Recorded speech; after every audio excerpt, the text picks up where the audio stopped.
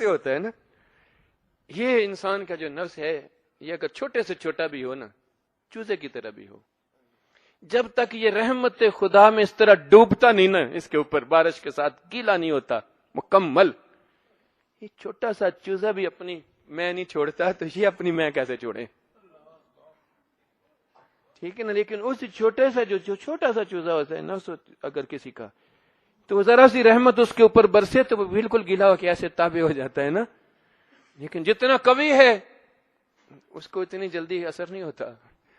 اس کو اس وقت اثر ہوتا ہے جب اس کے اوپر اچھی طرح سرات ہو جائیں، جب اچھی طرح سرات ہو جائیں، اچھی طرح گیلا ہو جائے، اچھی طرح اس کے اندر تک بات اترے، پھر اس وقت وہ اپنی میں سے جھکتا ہے. اس طرح ہر انسان کے اندر بھی اس طرح یہ اندر بیٹھا ہے، یہ جو اندر والا انسان ہے یہ نفس، اس کی اپنی مرضی، اپنی تمنا، اپنی خواہش ہے. انسان مسلمان ہوتا ہے تو زبان سے کلمہ پڑھ کے کوئی اور معبود نہیں میرا،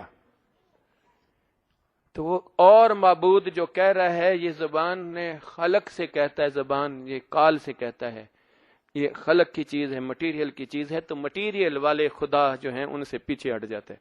اب سورج کو نہیں پوجتا، چاند کو نہیں پوجتا، بت کو نہیں پوجتا، یہ الہ باطلہ جو ہے آفاقی یہ ختم ہو جاتے. وہ اس کے اندر کروڑوں اربوں الہ بیٹھے ہیں، یہ نفسانی الہ اندر کے ہیں، یہ سب سے بڑا ان سب کا انچارج یہ خود. ٹھیک ہے نا. اسی نے اپنے رب کو ماننا ہے نا اندر سے، اسی نے ماننا ہے جب تک اس کی موت نہیں آتی. موت بھی اس نفس کو ہے. کبھی یہ نہیں کہا تیرا جسم مر جائے گا، تیری روح مر جائے گی، تو مر جائے گا. کہا کل نفس ذائقۃ الموت، یہ تیرے اندر جو نفس ہے اس نے موت کا ذائقہ چکھنا ہے. جب اس کو موت آ جاتی ہے بندہ اسی طرح موجود ہے، زندگی کا تحرک ختم ہو گیا، نہ اس کا وزن کم ہوا ہے، نہ اس کا جسم پچکا ہے، نہ کوئی بات ہے. تو کوئی چیز فوت ہو گئی ہے، ختم ہو گئی ہے، لیکن وہ تو اسی طرح موجود ہے. روح نکلی ہے، بغیر مادے کے بنی ہوئی چیز تھی، وہ اپنی جگہ پہ ہے. یہ اس جگہ کا، اس کائنات کا، اس مٹیریل کا یہ وجود ہے، یہ اس مٹی کے اندر ڈل جائے گا دوبارہ. اسی کو رب دوبارہ زندہ کرے گا، وہی چیز دوبارہ زندہ ہوگی. ٹھیک ہے نا. وہی بنے گی دوبارہ.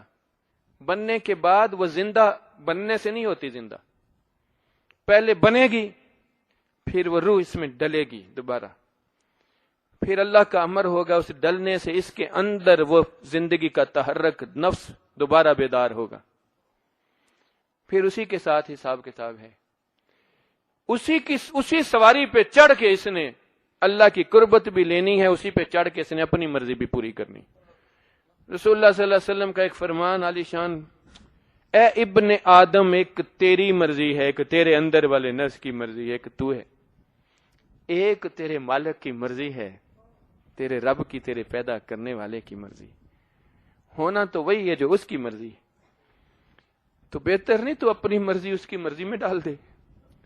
تیری جان چھوٹ جائے، جب تو اس کی مرضی میں ڈل گیا تو پھر تیری تو جان چھوٹ گئی. اب وہ جانے اور اس کا کام جانے. جب تو نے اپنے آپ کو اللہ کے سپرد کر دیا تو پھر جس نے تجھے بنایا وہ تجھے ضائع کرنے کے لیے بنایا،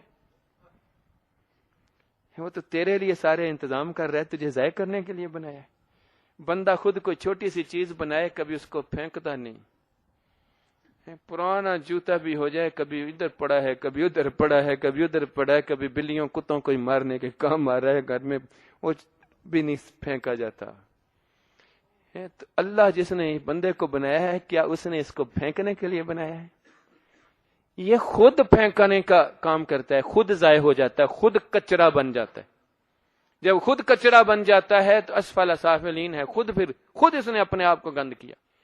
اس نے اپنے من کے اندر خود گندگی ڈالی. کلا بل ران علی قلوبہم ما یکسبون. اللہ نے کہا تیرے کسب کی وجہ سے تیرے اندر یہ زنگ لگتا ہے، تیرے اندر خرابی آتی. اب اپنے کسب اپنی مرضی ہے. یہ اپنی مرضی بے شک ظاہراً نیکی کی مرضی بھی ہو.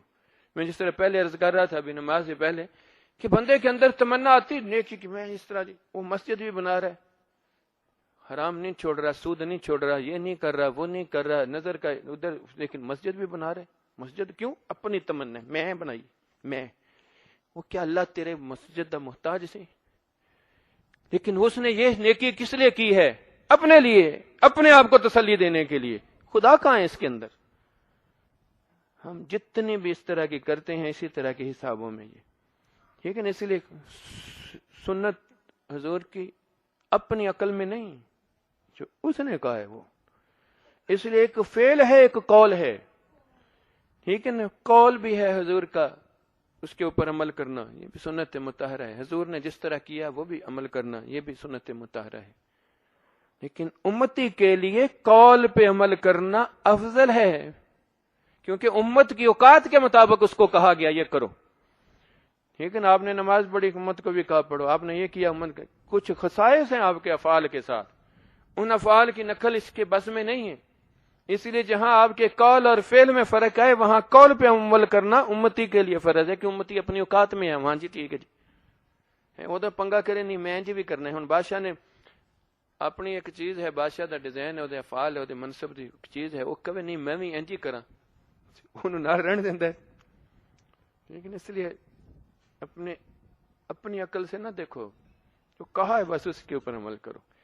پھر جس کو پکڑتا ہے وہ اگر کر رہا ہے تو پھر تابع اگر ہو گیا ہے تو پھر تابع پورا ہو جا، پھر پیار بن گیا تو پورا بن جا، پھر دوست کی اداؤں کو خود اپنا لے، تاکہ وہ جس کے دوست کی اس نے ادائیں اپنائی ہیں وہ ادائیں تیری بن جائیں، پھر اللہ کو محبوب ہو جائیں اپنے دوست کی ادائیں، تو جو اس نقل میں بھی ہوتا ہے وہ بھی محبوب ہو جاتا ہے۔ موسیٰ علیہ السلام کے زمانے کا واقعہ ہے، ایک نبی موسیٰ علیہ السلام کی نقل کیا کرتا تھا، عذاب آیا تو ساروں کا رگڑا لگ گیا، وہ بچہ موسیٰ علیہ السلام سے، یا اللہ یہ تے بڑا فتنہ سی میرے نال، اللہ نے کیا نقل تے تیریاں کردا سی تے مینوں اس واسطے سونا لگدا سی، کر دی تے تیری نقل سی، مینوں چھڑ دی۔